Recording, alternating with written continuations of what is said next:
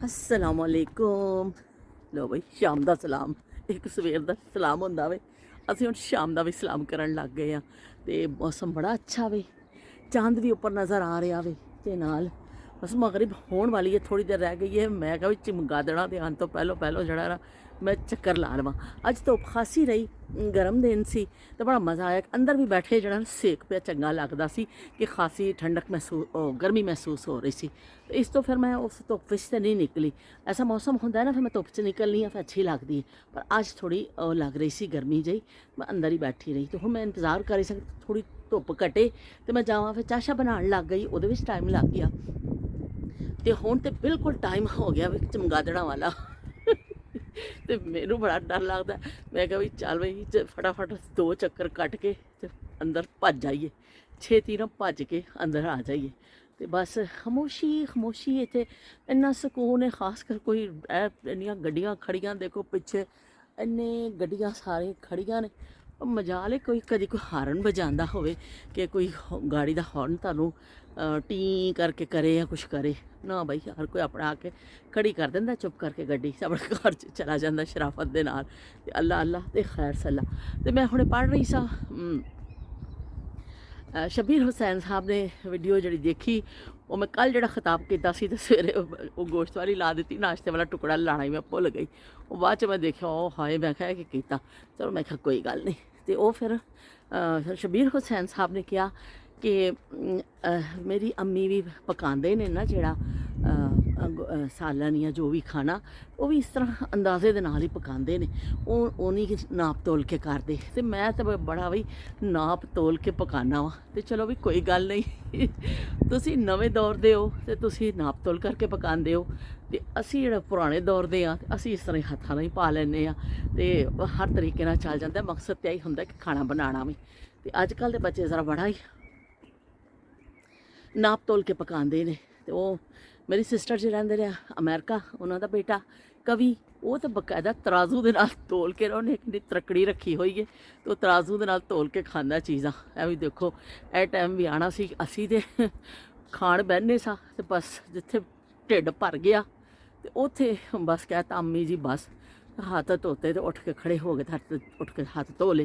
तो अजकल के बच्चे वो तरकड़ी के नाल तोल के तो फिर खाते हैं कि साड़ी डाइट सदा ना हो जाए, यह चीज़ ना हो जाए, वो ना हो जाए। तो सब टेम टेम का गेम है बई, सारा टाइम टाइम का गेम है कि मुख्तलिफ चीज़ां बच्चे करते हैं। तो हुण नाप तोल के चीज़ां खाण लग गए हैं। साढ़े जमाने च चीज़ां नहीं सन। बहरहाल है कि पहले दी औरतां इस तरह ही होंदियां सन कि ज़्यादातर खाना बह के पकाया जाता सी। पीढ़ियां दे उपर बैठदियां सन औरतां। ते चुल्हा भी थल्ले ही हुंदा सी ते बस कोल नमक मिर्च रख लेना, कूंडी हुंदी सी कोल ते कूंडी विच मार जी मसाला कुटिया जांदा सी, ताज़ा मसाला घर दा, ते ओह फिर पाया जांदा सी। ते जे नहीं भी हुंदा सी ते मेरा खाना बैठ के पकाया जांदा सी। साडे जिवें कराची जिवें असीं रहिंदे सां ते ताज़ा ते कुट के चटनी कुट्टी जांदी सी। कोफ्ते जिदन पकाने दे तरह दी कूंडी विच पा के कीमा सारे टब्बर ने ना दे तरह दी कूंडी नूं चलाना। सारे थक जाते सन। एक दी वारी दूजे दी वारी अम्मी ने कहना कि करो हिम्मत सारे हुण जे खाने ने कोफ्ते ना, कोफ्ते खाने आसान नहीं ने। अजकल तो मशीन च पाओ ट्र करके चलो जी गल ही मुक गई। उस जमाने च इस तरह नहीं सी। कूंडी च विच फिर किया जांदा सी मसाले। असीं जदों अपने खाला को जाने सां पिंड, वो तो ताज़ियां मरचां जिहड़ी हुंदी ना कूंडी, कूंडी भी हुंदी सी। एक हुंदी पत्थर वाली, एक हुंदी है मिट्टी दी जिवें हांडी हुंदी स्टैप दी कूंडी। ओहदे विच ऐसा रगड़ के ना फिर ओए होए ताज़ियां मिर्चां पा के पानी पा के रगड़ना। और फिर सब्ज़ी कट के ताज़ी घर दी लैके आंदे स खाला दे। घर दे बाहर ही सब्ज़ी लगी हुंदी सी उन्हें अपनी ज़मीनां ते। ओह फिर जिहड़ी हांडी पकदी सी ना ताज़ियां मिर्चां घुट के पानियां ते ओह करना ते बड़े मज़ेदार तवी दियां रोटियां, बहुत मज़ा आंदा सी। पर एह कि उदों औरतां बैठ के ज़्यादा कम करदियां सन। वो ज़माना ऐसा सी खड़े होके कम करन दा इन्ना नहीं सी। कपड़े धोने ने बैठ के धोने ने, बई हांडी पकानी है तो बैठ के पकानी है, सिलाई करनी है बैठ के करनी है, जो भी कर आटा गुनना है बैठ के गुनना है। खलोण का तो पता ही नहीं सी कभी खलो के भी कम करी दा वे। ते अजकल असीं अपनियां लत्तां दे उपर ਬਈ ਜ਼ੁਲਮ ਸ਼ਰੀਰ ਕਿਸਮ ਦਾ ਅਸੀਂ ਆਪ ਪਾਇਆ ਹੋਇਆ ਵੇ ਕਿ ਸਾਰਾ ਦਿਨ ਖਲੋਤੇ ਰਹਿੰਦੇ ਹਾਂ, ਹਾਂਡੀ ਪਕਾਣੀ ਹੈ, ਸਬਜ਼ੀ ਵੀ ਕੱਟਣੀ ਹੈ, ਹਰ ਸ਼ੈ ਖੜੇ ਹੋ ਕੇ ਕਰਨਾ ਕੰਮ। ਸਿਰਫ ਖਾਣਾ ਅਸੀਂ ਮੇਰਾ ਬੈਠ ਕੇ ਖਾਂਦੇ ਹਾਂ, ਜਿਹੜਾ ਟੇਬਲ ਤੇ ਥੋੜ੍ਹੀ ਦੇਰ ਬੈਠਦੇ ਹਾਂ, ਬਾਕੀ ਸਾਰੇ ਕੰਮ ਉਹ ਜਿਹੜਾ ਨਾ ਅਸੀਂ ਖੜੇ ਹੋ ਕੇ। ਤੇ ਫਿਰ ਲੱਤਾਂ ਵਿਚਾਰੀਆਂ ਕੀ ਕਰਨ, ਗੋਡੇ ਕੀ ਕਰਨ, ਤੇ ਇਹਨਾਂ ਤੇ ਅਸੀਂ ਜ਼ੁਲਮ ਘੱਟ ਕਰਨੇ ਆ। ਬਹਰਹਾਲ ਅਸੀਂ ਬੜੇ ਜ਼ਾਲਿਮ ਕਿਸਮ ਦੇ ਲੋਕ ਹਾਂ, ਆਪਣੇ ਗੋਡਿਆਂ ਤੇ ਆਪ ਹੀ ਜ਼ੁਲਮ ਕਰ ਰਹੇ ਹਾਂ। ਪਹਿਲੇ ਦੀਆਂ ਔਰਤਾਂ ਦੀ ਕਮਰ ਦੇ ਔਰ ਗੋਡਿਆਂ ਦੇ ਮਸਾਇਲ ਇੰਨੇ ਨਹੀਂ ਹੁੰਦੇ ਸਨ। ਉਹਦੀ ਇਹ ਵੀ ਵਜ੍ਹਾ ਸੀ ਕਿ ਬੈਠ ਕੇ ਜ਼ਿਆਦਾ ਕੰਮ ਕੀਤੇ ਜਾਂਦੇ ਸਨ।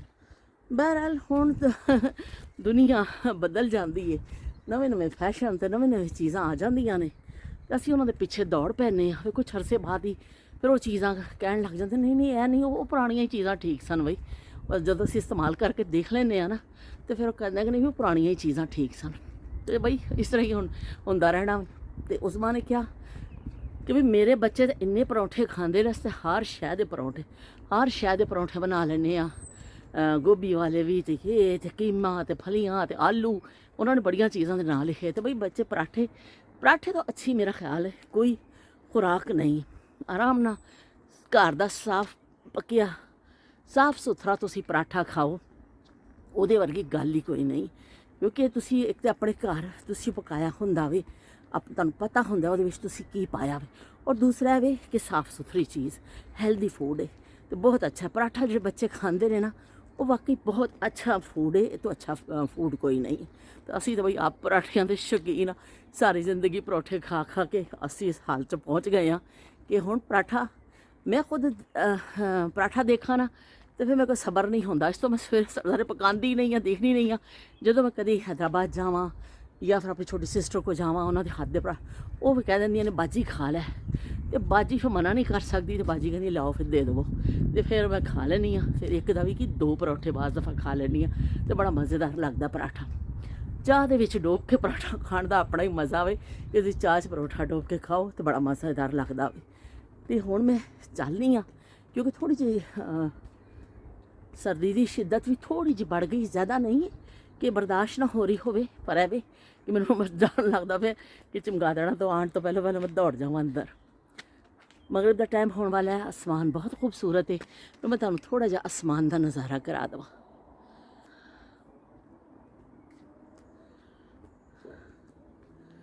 ਕਰਮ ਨਜ਼ਾਰਾ ਜਦ ਉਹਦੀ ਤਸਵੀਰ ਦਾ, ਪੈਂਦਾ ਏ ਭੁਲੇਖਾ ਮੈਨੂੰ ਸੋਹਣੀ ਸੱਸੀ ਹੀਰ ਦਾ। ਕਰਮ ਨਜ਼ਾਰਾ ਜਦ ਉਹਦੀ ਤਸਵੀਰ ਦਾ। ਚਲੋ ਵੀ ਇਹ ਤੁਹਾਨੂੰ ਚੰਦ ਵੀ ਚਮਕਦਾ ਨਜ਼ਰ ਆ ਰਿਹਾ ਹੋਣਾ ਵੇ। ਚੰਦ ਅੱਜ ਕੱਲ੍ਹ ਬੜਾ ਖੂਬਸੂਰਤ ਲੱਗਦਾ ਹੈ। ਇਹ ਜਿਹੜਾ ਚੰਦ ਅੱਧਾ ਜਿਹਾ ਹੁੰਦਾ, ਪੂਰੇ ਚੰਦ ਦਾ ਆਪਣਾ ਹੁਸਨ ਹੈ, ਇਸ ਤਰ੍ਹਾਂ ਜਿਹੜਾ ਛੋਟਾ ਜਿਹਾ ਹੁੰਦਾ ਵੇ ਇਹਦਾ ਆਪਣਾ ਹੁਸਨ ਹੈ। ਤੇ ਫਿਰ ਹੁਣ ਅਸੀਂ ਚੱਲਦੇ ਹਾਂ ਅੰਦਰ, ਤੇ ਫਿਰ ਅਸੀਂ ਮਿਲਾਂਗੇ इंशाअल्लाह। ਇਹ देख लो जी, पूरा ਹੁਣ मगरिब का टाइम होने वाला है, हुआ चाहता है। तो नाजरीन अब हमारे अंदर जाने का टाइम हुआ चाहता है, हम जा रहे हैं अंदर। तो फिर मिलते हैं हम आपको कल एक नई बात के साथ, नई याद के साथ। अल्लाह हाफिज़, ते रब रखा।